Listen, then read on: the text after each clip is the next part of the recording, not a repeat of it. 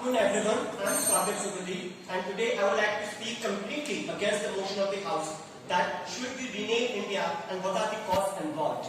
Recently, in the year of 2018, the Uttar Pradesh government changed the name from Allahabad to Prayagraj, and this costed around 130 crore amount of taxpayers' money.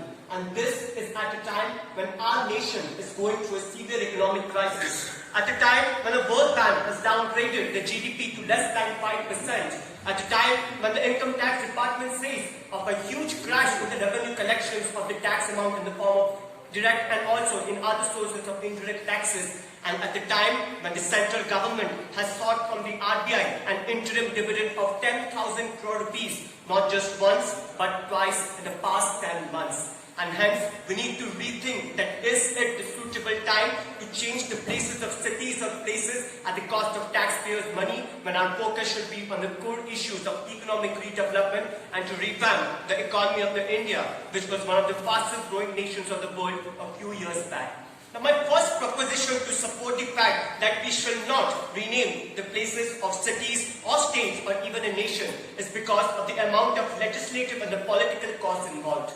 Today we all know that Lok Sabha and legislative assemblies have become an epicenter of disruptions, and such a time when we bring such kind of policies to change the name of a particular city just to satisfy the ego of some religious extremist leaders and just for religious fanaticism, we are forgetting the fact that our own taxpayers' money is being wasted. We are investing around $28 million every year to fund the expenses of the parliamentarians, and they will be discussing on such a petty and a non-relevant issue when our nation is going through various other kinds of crises. Second will be the amount of civil disruption it will create in the society, because there will be change in the name of ration cards, Aadhaar cards, voter ID cards, and also the passports. We have already seen the disastrous ramifications of demonetization, where people had to suffer and 100 people had to die just for exchanging a currency note. And think the various versions of demonetization we might be able to see through these kind of draconian laws.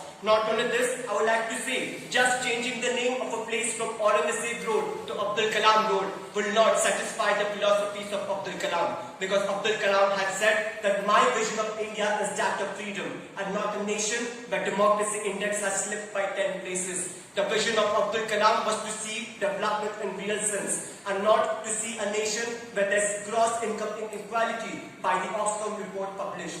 And he said of sovereignty and to stand in front of the world and not to make laws that will create divide, that will create bigotry in the name of religious discrimination and the name of imposing a majoritarian Hindutva policy and to create a disturbance in the civil society.